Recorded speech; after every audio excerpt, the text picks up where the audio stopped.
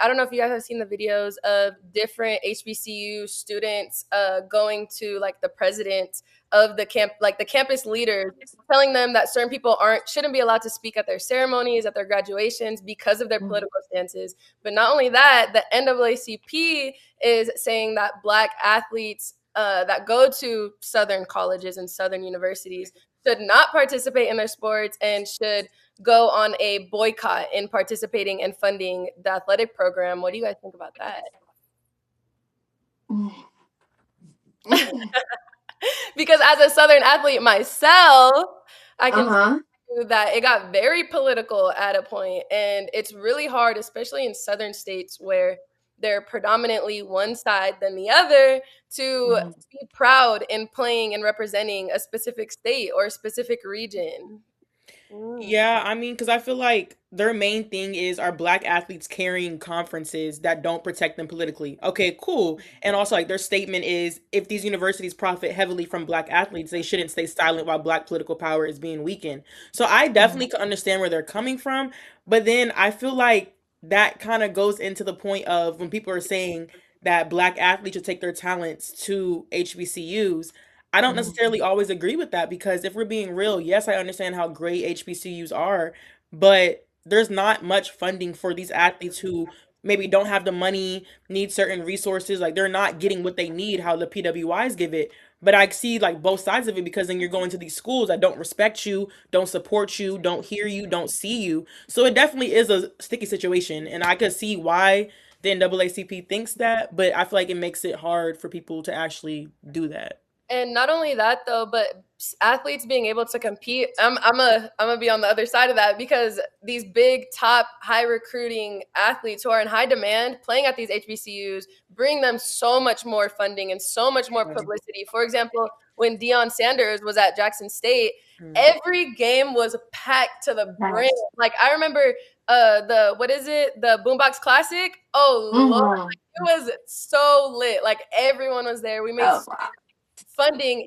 in the athletic program in the athletic department by itself, like it was just such good publicity and such good look for HBCU sports overall when these high rated athletes are able to compete there and then they bring the resources with them. I think a big part of it is that a lot of these athletes, especially male athletes, don't want to have to be the one to put another school on the map. You know what I'm saying? And have to carry that weight. And also, I just feel like growing up playing sports and you have a goal at hand which is to play pro, like they're just thinking about like, no, I need to go to the best school and I need to be the best person at the best school already, which is like there's so many players, and so the chances of that are already slim. So I definitely see both sides of it. But they just don't want to have to perform somewhere where there already isn't the funding, and they already don't have that platform. You know, one thing that I was also thinking about, and like, let's all think about this real quick. The current day athletes, y'all, do y'all think they was built the same how the athletes were back in the day? I feel like they don't have the backbone, they don't have No.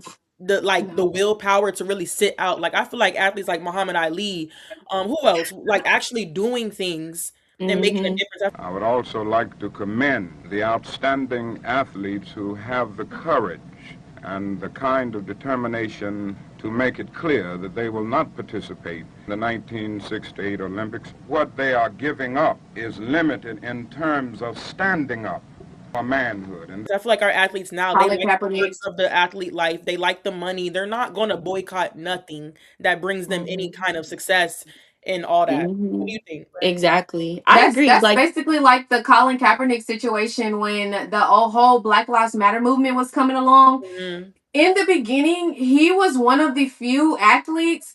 Like in my perspective, he was the only athlete to make a stand. And then you seen gradually a few athletes sprinkle here and there, but he was the one that really like broke the camel's back, made a stance, and put it on the map. Like, hey, this is a problem. Though y'all might not sign or renew my contract, I'm gonna let y'all know that like Black America, y'all want to see us play on this field, but it's not right. So I feel like it's kind of I see both sides as well too, because with like the other perspective is that it's just saying that like first athletes have to take a like a public stance in sport, are loved by every background. So if you're going to the games and you're sitting out your favorite athlete, of course it's going to be a problem. They're going to want to know why their money makers are not on the field.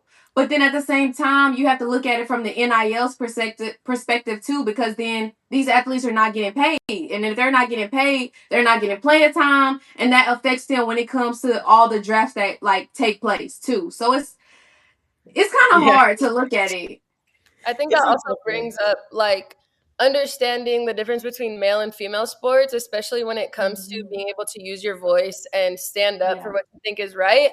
I think, and we've spoke about this before, I think it's a trend to see female athletes speak out about all types of things, whether that be about female male like biasness, colorism, racism, like anything, whatever it is, like on the entire playing field. And I think personally is because female athletes don't have as big of endorsements as the male athletes do to be able to lose revenue or lose NIL or lose money in that case, or even like speaking about like WNBA, I would say that they don't have enough like revenue shares or broadcasting deals. I know we just got a bump up, but they don't have enough of that for it to matter enough of whatever they think or believe or say. Rather, the NBA, if they were to say something, they get fined for the things that they say, they get benched, they get kicked off of the teams. Like it's insane repercussions just for them speaking their opinions, their beliefs, and using their platform for what they believe is the right way to use it. You know, Alani, I feel like you made a valid point when you said that the women get they don't get as many endorsements as the men do. So like they, they're them speaking out is kind of more, we see more of that with the men. But also I feel like with women, if we want to be real, especially like women of color, let's say that, I feel like we have so much more that we have to fight for. You know what I'm saying? First of all, we're black. Then we're women. We're already down. We down here as a black male athlete. I feel like, okay, the only thing you have against you is that you're black. So I feel like with us, like That's true. with us, I feel like we Minority. have so much more things to fight for. So that's why we also take Yeah. that stance more than these other men. What do you like? That's what I think. I don't know. Absolutely. I agree. And then it's just too like, how long did it take after WNBA has been on and around for so long? How long did it take for us to get the funding that we need to, like, half of these WNBA players was not making what half of these NBA players was making, and it took till 2026 for them to make a change to how they're getting paid and how they're showing up for them worldwide. Absolutely. And the sad part of it is that so many women that were already in the NBA for years who had to keep fighting for this. The main reason why this probably even happened was because of a white woman. Yeah. Ooh, Jesus. Talk about But it. you know, Get all ready for we that, don't want girl. to talk Get all about ready for that, that, right? girl. They don't hear you though. Like it took a white woman that people love to watch, who they want to claim is going to be the best, the greatest of all time for the W, join the league for them to really decide, okay, y'all deserve to get paid more. Lord. But Child. What Andre 3000 say? Y'all don't wanna hear me sing. Y'all just wanna dance. That's Right. all it is. Right. exactly. They love the entertainment that black athletes provide, but they don't value them as human beings. That Oh. part. And they also love the intensity that female sports brings. But when we play sports as it was intended to be played, then we're too emotional and too this and too Exactly. Whine too They're always much, trying to label a sing black too much, woman. too aggressive. It's always something. exactly crying, too emotional. Okay.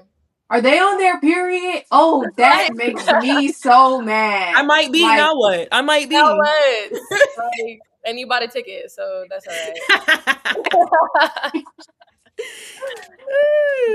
I, so I feel like it's a big question right now. Do y'all feel like sports and politics can truly be separated when athletes themselves are directly impacted by the political and social issues?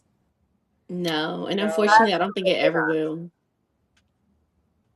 I think that like for black athletes, especially, politics were already a thing by them just existing. If we're going back years and years ago, Jackie Robinson just being on the field, that was political. He's just there trying to play baseball. Like just black athletes existing and all, Mm.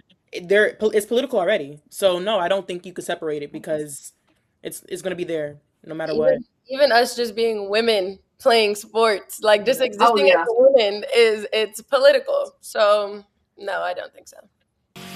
Experience